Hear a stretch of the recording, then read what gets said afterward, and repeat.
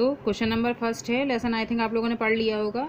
तो लेखक की दृष्टि में सभ्यता और संस्कृति की सही समझ अब तक क्यों नहीं बन पाई है। मतलब लेखक की दृष्टि में सभ्यता और संस्कृति क्या है, कैसे है, ये सारी चीज़ें उनकी समझ में क्यों नहीं आई हैं। मतलब तो यहाँ पे आंसर लिखेंगे हम कि लेखक की दृष्टि में सभ्यता और संस्कृति शब्दों की सही समझ अब तक इसलिए नहीं बन पाई क्योंकि हम इन दोनों बातों को एक ही समझते आए हैं। और वास्तव में ये बात सही है, सभ्यता और संस्कृति को हम ज़्यादातर सेम ही समझते हैं, जबकि ऐसा नहीं है। यह एक दूसरे को मिला देते हैं। इन दोनों शब्दों के साथ उनके विशेषण लगा देने से इनका अर्थ और अस्पष्ट हो जाता है। यह जानना जरूरी है कि क्या एक ही चीज़ है या ये दो अलग अलग चीज़ें हैं, और यदि दो अलग हैं तो इनमें अंतर क्या है, तभी यह बात समझ में आएगी। इसलिए क्या है, लेखक को समझ में नहीं आई है क्योंकि हम लोग अभी तक इन्हें क्या है, एक ही समझते आए हैं, जबकि सभ्यता और संस्कृति दोनों क्या हैं, अलग अलग रूप हैं। देखिए मैं बहुत शॉर्ट में यहाँ पर थोड़ा सा बता दूँ, लिखना हो तो नीचे लिख लीजिएगा, लेकिन वैसे ज़रूरत नहीं है, जितना क्वेश्चन पूछ रहा है उतना हमें लिखना है। सभ्यता क्या है, जो हमारी परंपराएं हैं, जब इनको हम एक रूटीन में ढाल लेते हैं और एक पीढ़ी से दूसरी पीढ़ी ये चली आती हैं और एक हमारे सिस्टम में ये शामिल हो जाती हैं, तो ये क्या बन जाती है, हमारी सभ्यता बन जाती है। ठीक है, अब बात आती है संस्कृति की। तो सभ्यता का ही विकसित रूप हम कह सकते हैं संस्कृति है। सभ्यता क्या है, एक छोटा रूप है। जैसे मान लो 4 दिन की ज़िंदगी है, तो 4 दिन की ज़िंदगी में 2 दिन की ज़िंदगी अगर हमको मिली है तो वो सभ्यता हो गई, और 4 दिन की जगह अगर हमें 40 दिन की ज़िंदगी मिल गई तो वो हमारी क्या है, संस्कृति बन जाती है। तो जब लंबे समय तक वो चीज़ें चली आती हैं, पीढ़ी दर पीढ़ी, क्या सालों, क्या हज़ारों सालों तक वो चीज़ें चली आती हैं और बराबर कहीं ना कहीं हम उनका पालन करते रहते हैं, तो वो हमारी क्या है, संस्कृति बन जाती है। जैसे क्या है, भारतीय संस्कृति। तो भारतीय संस्कृति में जितनी भी चीज़ें हैं ये कहीं ना कहीं सभ्यता रही होंगी, और सबसे पहले ये परंपरा रही होगी, उसके पहले ये क्या रहा होगा, दिनचर्या रही होगी।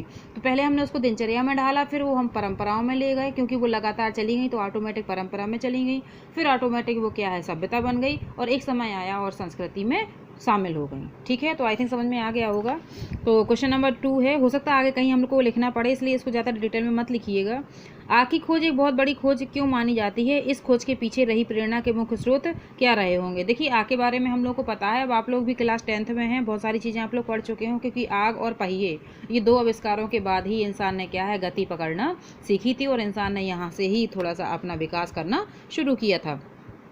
तो आग की खोज मनुष्य की सबसे बड़ी आवश्यकता की पूर्ति है। इसने सभ्यता को नई दिशा दी है। आज सांस्कृतिक कार्यक्रमों में पहले दीप जलाया जाता है और खेलों में मशाल जलाई जाती है। आग की खोज के पीछे पेट की ज्वाला की प्रेरणा रही होगी। आग से चूल्हा जलाकर पेट की ज्वाला को शांत किया गया होगा। प्रकाश और गर्मी पाने की प्रेरणा भी मिली होगी। जब मांस भूनकर खाने से स्वाद और स्वास्थ्य दोनों मिला, तब मनुष्य ने भोजन पकाना सीख लिया। वह पशुओं की श्रेणी से अलग नजर आने लगा। अतः आग की खोज मानव के जीवन की महान खोज थी। अब आपको पता है कि मांस वाला सिस्टम क्या था। पहले इंसान भी क्या है, कच्चा मांस खाता था, जानवरों की तरह रहता था, और धीरे धीरे ऑटोमेटिक अचानक हमारे साथ कुछ ऐसे कांड होते गए, कुछ ऐसी घटनाएं होती गई, और हम क्या हैं, मानव की श्रेणी में आने लगे, जानवरों से अलग होने लगे। कहा जाता है, देखिए उस ज़माने में हम लोग तो थे नहीं, हम लोगों ने जो सुना है वही हम आप लोगों को बताएंगे, और वही आप लोगों ने भी सुना है कि इंसान पहले क्या था, कच्चा मांस खाता था, और अचानक उसका जो मांस का टुकड़ा है वो क्या हुआ था, आग में गिरा था। जब पत्थर से पत्थर टकराया था, चिंगारी छूटी थी, घास फूस में आग लग गई थी,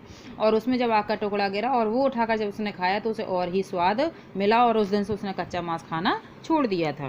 क्वेश्चन नंबर 3 है, वास्तविक अर्थों में संस्कृत व्यक्ति किसे कहा जा सकता है। इसका आंसर देखेंगे हम कि वास्तविक अर्थों में जो व्यक्ति अपनी बुद्धि और विवेक से समाज को किसी नए तथ्य की ओर अवगत कराए, या नई दिशा दे, या नया अनुसंधान करता है, वह व्यक्ति वास्तविक अर्थों में क्या है, संस्कृत व्यक्ति कहलाता है। ऐसा व्यक्ति नए नए आविष्कार करता है। जैसे न्यूटन ने गुरुत्वाकर्षण का आविष्कार किया था, गुरुत्वाकर्षण का नियम दिया था, वास्तव में वो क्या थे, संस्कृत व्यक्ति थे। मतलब जो कुछ नया हमको दे।